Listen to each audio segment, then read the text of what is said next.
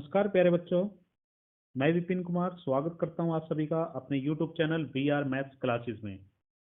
आज की इस वीडियो में हम लेके आए हैं क्लास 10th के चैप्टर नंबर 4 की एक्सरसाइज 4.4।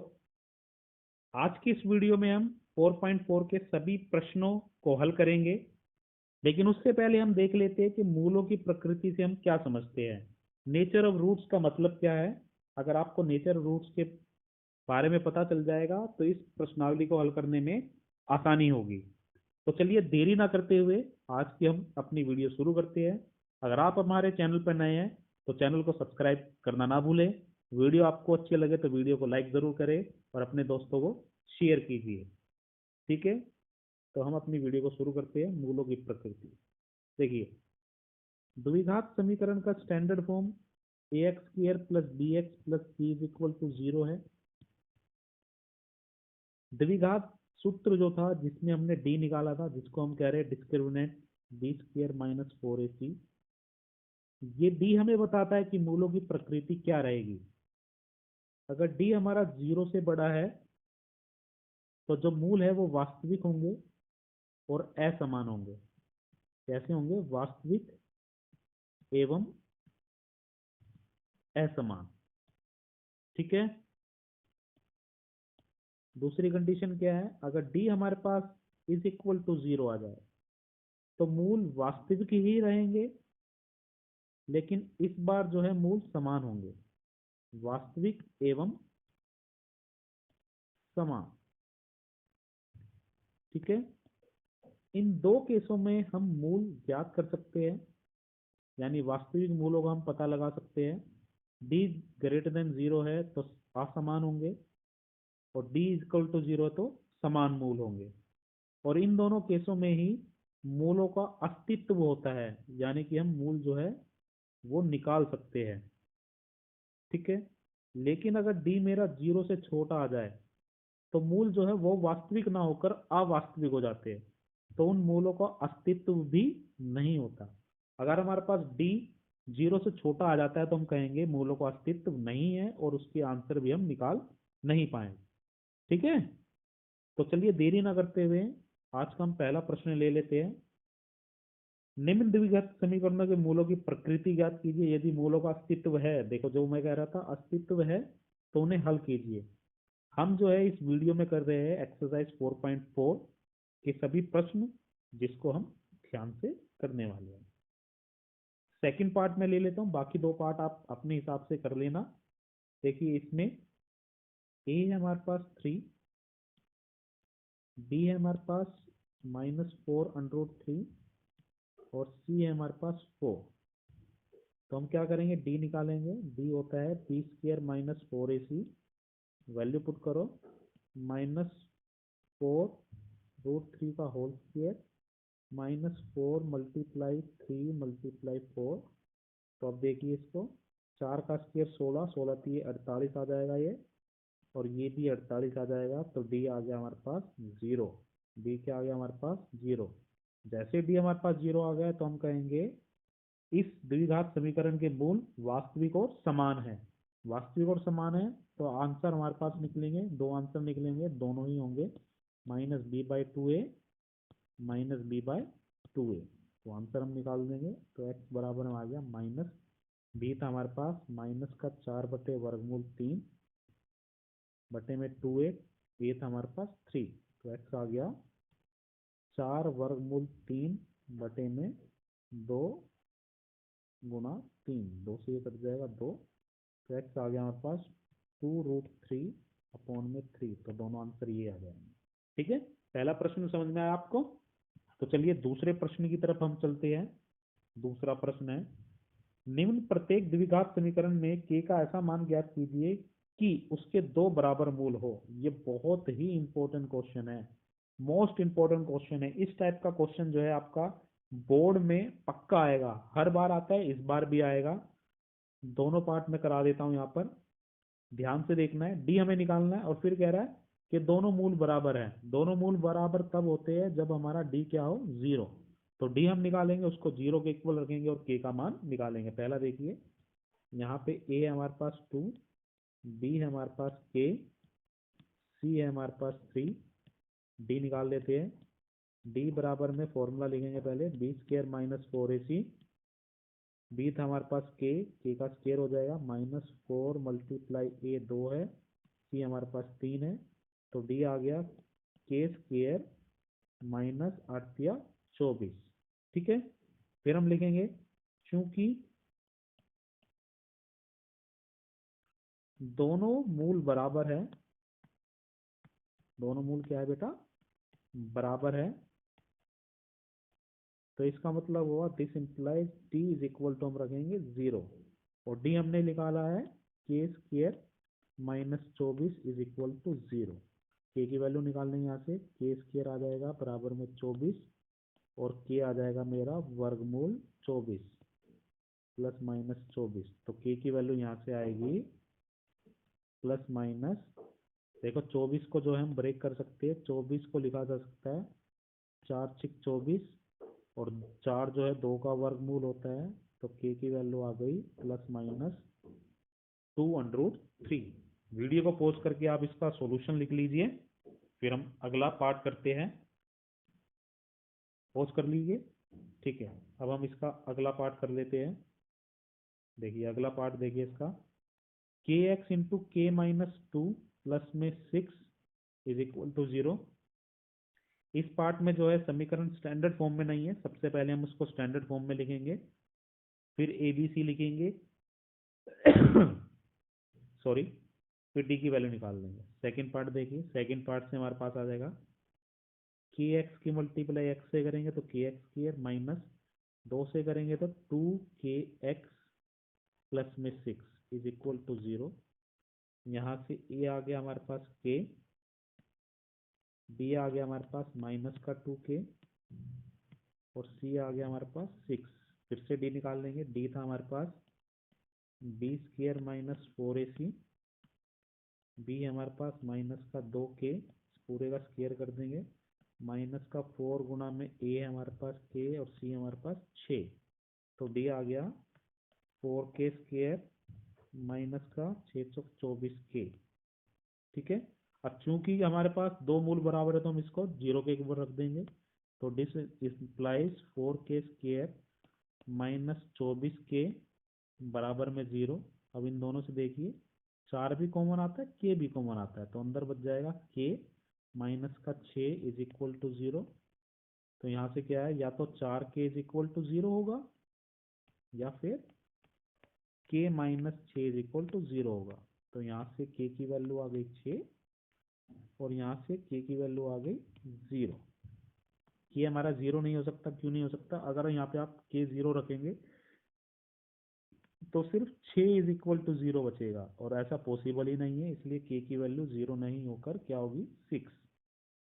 ठीक है, तो ऐसे क्वेश्चनों में हम डी निकालेंगे, और डी को इज इक्वल टू 0 रख के जो भी हमसे पूछा गया के पी क्यू जो भी पूछा जाएगा उसकी वैल्यू हम निकाल लेंगे। अगले प्रश्न की तरफ चलते हैं हम अपने। ये रहा हमारा प्रश्न नंबर 3। क्या एक ऐसी आम की बगिया बनाना संभव है जिसकी लंबाई चौड़ाई से दुगनी हो और उसका क्षेत्रफल 800 मीटर स्क्वायर हो? यदि है तो उसकी लंबाई और चौड़ाई ज्ञात कीजिए। तो हम एक आम की बगिया ले लेते हैं, ये लंबाई चौड़ाई की बात कर रहा है, तो आम की बगिया होगी रेक्टेंगल की फॉर्म में, यानी आयत की फॉर्म में। ठीक है, क्या कह रहा है, लंबाई चौड़ाई से दो गुनी है। माना चौड़ाई आम की बगिया की चौड़ाई x, तो लंबाई हो जाएगी 2x, क्योंकि दो गुनी है, चौड़ाई की दो गुनी हो गई। तो ये आप लिख लेना, मैं लिख नहीं रहा हूं, क्या लिखना है, माना आम की बगिया की लंबाई x मीटर, क्योंकि चौड़ाई सॉरी लंबाई चौड़ाई से दो गुनी है, तो चौड़ाई हो जाएगी 2x। अब देखिए प्रश्नानुसार क्या कह रहा है, खेत का क्षेत्रफल यानी बगिया का क्षेत्रफल 800 है, यानी लंबाई गुना चौड़ाई बराबर में 800। तो ये आ गया 2x square is equal to 800, 2 से भाग हो सकता है, तो ये आया x स्क्वायर बराबर में 400, और x आ गया हमारे पास 400 का वर्गमूल प्लस माइनस।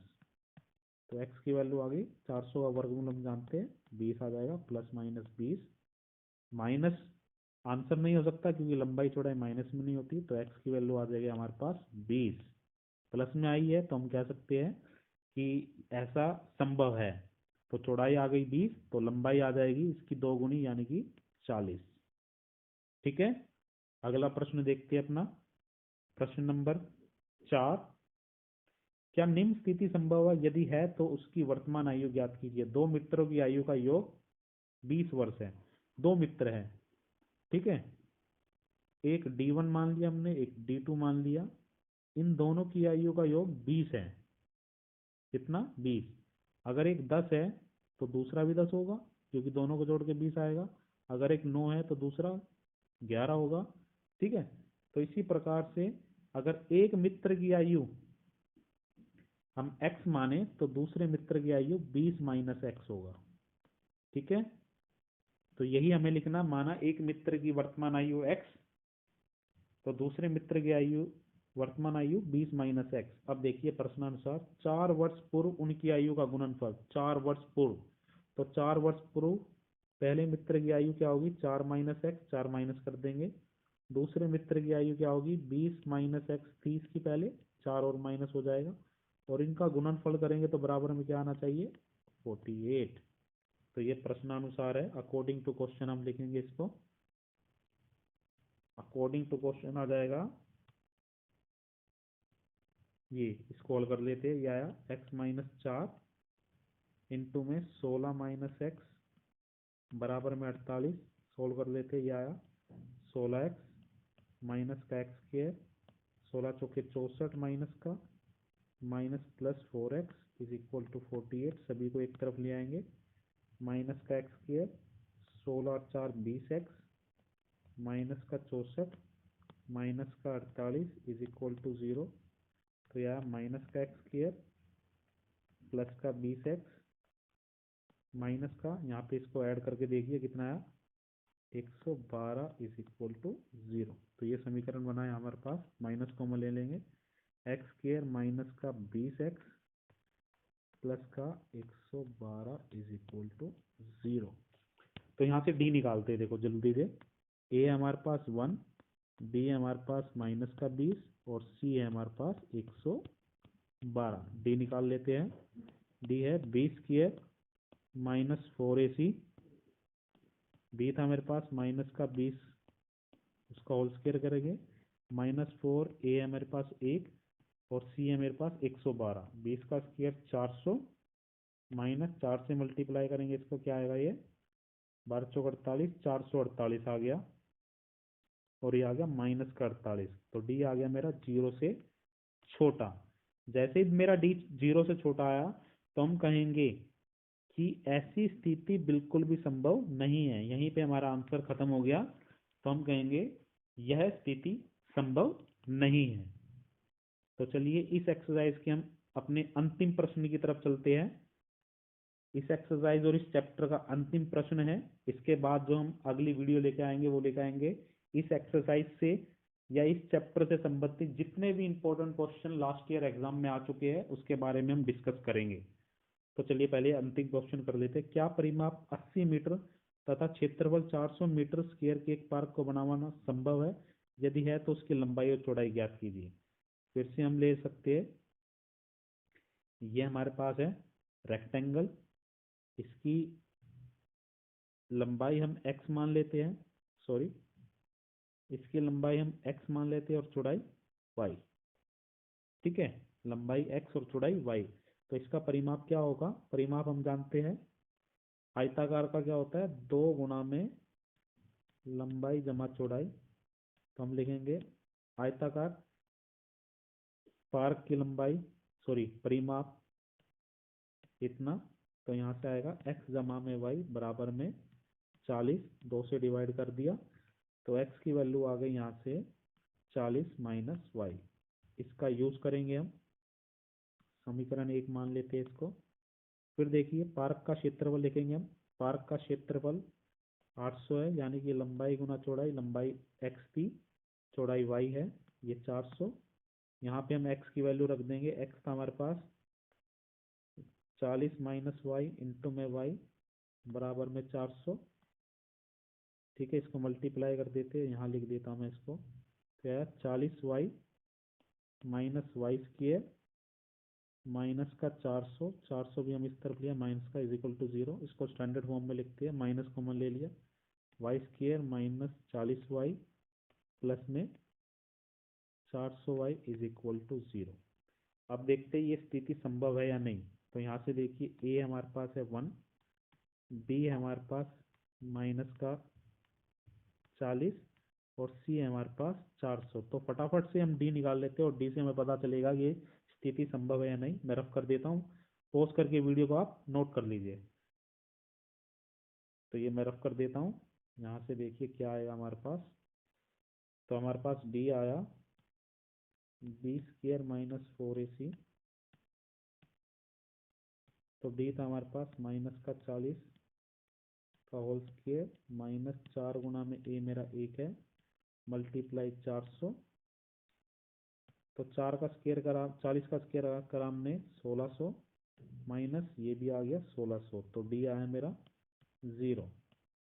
तो और हमने कहा था अस्तित्व में कब कब होता है, जब 0 और 0 से बड़ा है। तो आंसर इसका आएगा, ऐसी स्थिति संभव है। तो आंसर निकाल देते हैं हम। तो इसके मूल भी बराबर आएंगे, तो मूल आ जाएंगे, y हमने निकाला तो y आया माइनस का b बटे 2a। b था हमारे पास माइनस का 40 बटे में 2a, a था मेरे पास 1, ऊपर माइनस प्लस हो गया 40 बटे 2 डिवाइड करा तो y आ गया हमारे पास 20। y कितना आ गया 20। तो चौड़ाई आ गई इसकी 20। जो समीकरण 1 हमने माना था उसमें क्या था, समीकरण 1 में, समीकरण 1 में था हमारे पास x बराबर में 40 माइनस वाई। तो x भी आ जाएगा हमारे पास 20। ठीक है, तो लंबाई भी 20 और चौड़ाई भी 20। आज की वीडियो में केवल इतना ही। बाकी वीडियो देखने के लिए हमारे चैनल को सब्सक्राइब जरूर करें। धन्यवाद।